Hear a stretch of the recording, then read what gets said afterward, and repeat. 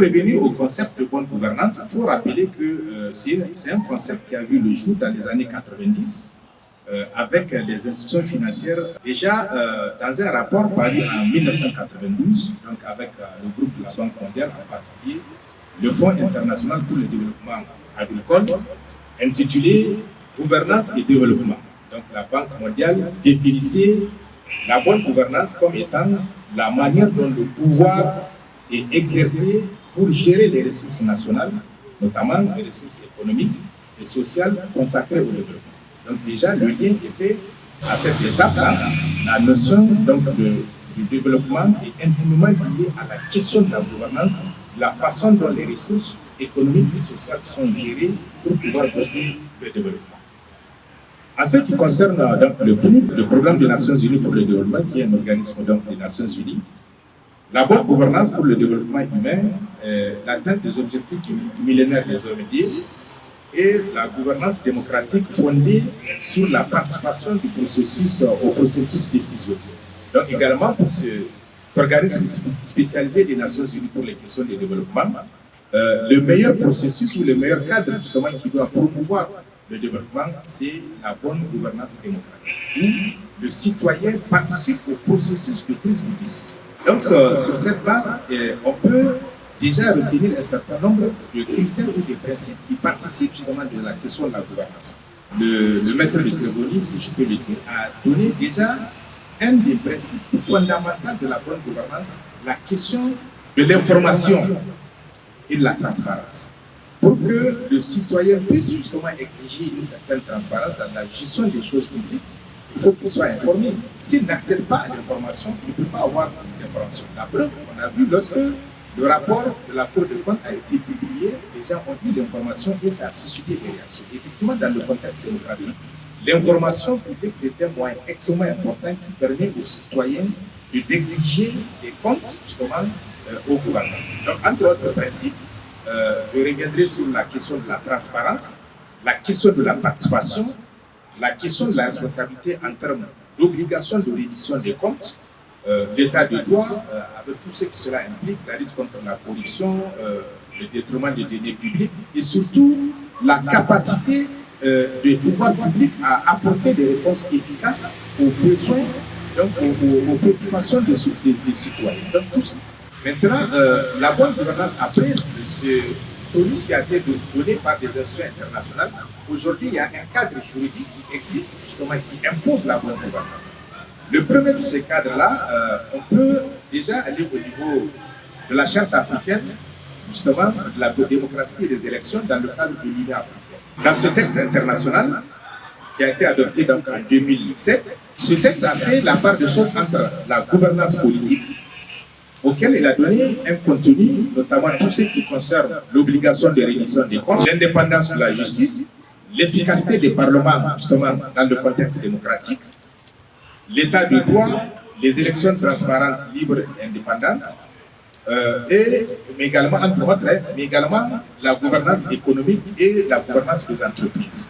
En ce qui concerne la gestion efficace du service public, la lutte contre la corruption et les infractions assimilées, l'efficacité de la dette publique, l'utilisation judicieuse des ressources publiques, la répartition équitable des richesses nationales, la réduction de la pauvreté, entre autres, également le cadre juridique du développement du secteur privé, donc l'environnement juridique favorable à l'appui des capitaux étrangers, des politiques fiscales incitatives et un système fiscal basé sur la transparence et l'obligation de réduction des comptes.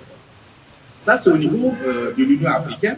Mais à côté justement de cette charte, il y a une institution, donc, le mécanisme africain d'évaluation par les pairs, qui est institué au niveau de tous les États membres de l'Union africaine, où chaque président doit passer devant ses pairs pour justement s'acquitter de cette obligation. Comment est-ce qu'il a appliqué la bonne gouvernance dans son pays? Je crois que le Niger a préparé le rapport qui sera présenté bientôt dans le cadre de ce mécanisme d'évaluation par le pairs. Il y a également un autre instrument, outil important de l'Union africaine, c'est l'agenda 2063 de l'Union africaine, en ce qui concerne l'aspiration numéro 3 notamment. Une Afrique où règne la bonne gouvernance, la démocratie, le respect des droits de l'homme, la justice et l'état de droit. Dans le cadre un peu communautaire, quand on vient ici au niveau de la CEDEAO, le texte que les Nigériens connaissent le plus, c'est le protocole sur la démocratie et la bonne gouvernance de 2001. Donc, dans ce texte, effectivement, il est exigé dans tous les pays de la communauté d'asseoir les principes de la bonne gouvernance que j'avais un peu tantôt, la question de la démocratie, la question de la participation et donc la question de la transparence.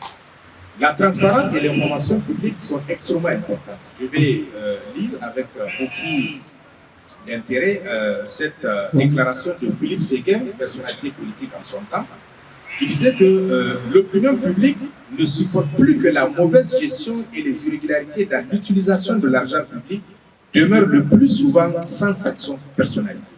Et tout à l'heure, je faisais le lien avec le rapport de la Cour des comptes qui est sorti, où aujourd'hui, la préoccupation, l'exigence du peuple nigérien, c'est justement de donner une suite judiciaire aux irrégularités qui ont été relevées dans le rapport de la Cour des comptes. Donc, cette assertion de Philippe Séguin, justement, est contextualisée dans le cas du Niger en particulier, parce que l'actualité le commande.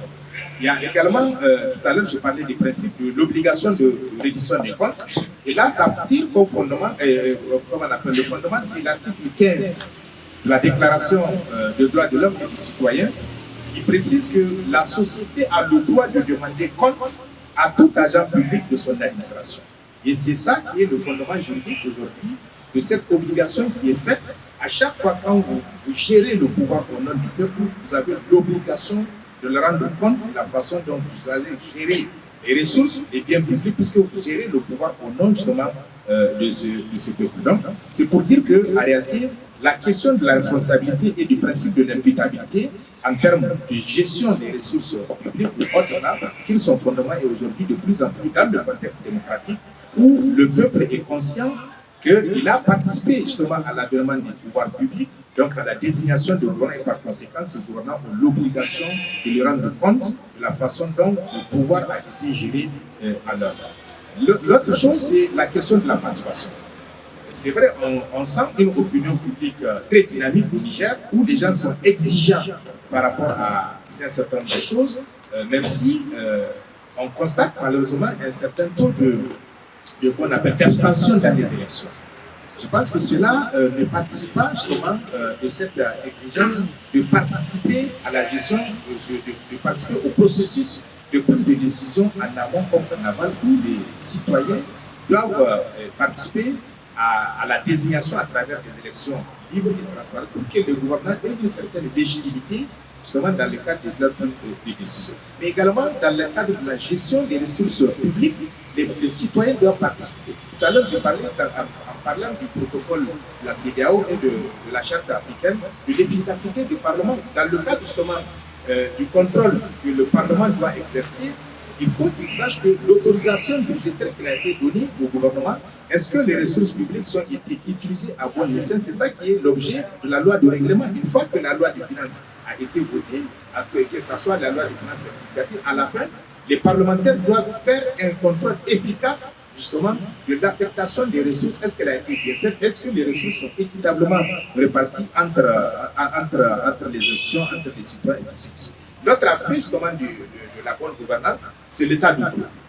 L'état de droit qui postule la primauté de la Constitution, l'indépendance de la justice, l'égalité entre les citoyens, et tout cela justement fait en sorte que lorsque les gouvernants gèrent mal les ressources publiques, en termes justement d'indépendance de la justice, ils doivent être poursuivis pour qu'ils rendent compte, parce que quelque part j'avais relevé l'obligation qu'ils ont de rendre compte et qu'aujourd'hui de plus en plus, les irrégularités qui entachent la gestion des ressources publiques ne sont plus tolérées par les opinions publiques dans tous les pays démocratiques. Et c'est cette conditionnalité démocratique qui fait en sorte que les citoyens s'approprient le pouvoir et ils se donnent le droit et l'obligation justement de contrôler la façon dont le pouvoir sont donnés.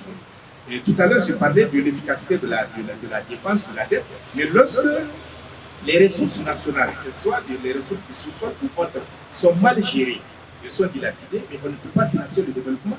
Donc, la bonne gouvernance, c'est une condition sine qua non pour le développement. Aujourd'hui, quand on prend certains secteurs qui sont délaissés, où on pose, en tout cas, on soulève la question du financement de ces secteurs, accéder à l'aide publique au développement des institutions financières, la Banque mondiale, le FMI, les organismes du PNUD, c'est justement la bonne gouvernance qui est une des conditions pour pouvoir accéder à l'aide publique au développement. Une fois que cette aide-là est donnée, il va falloir qu'elle soit utilisée dans la plus grande transparence avec la participation des citoyens où les gens doivent répondre aux besoins. Lorsque des irrégularités entachent leur gestion, les gens doivent répondre de leurs actions, donc le principe de la responsabilité et de l'impunité.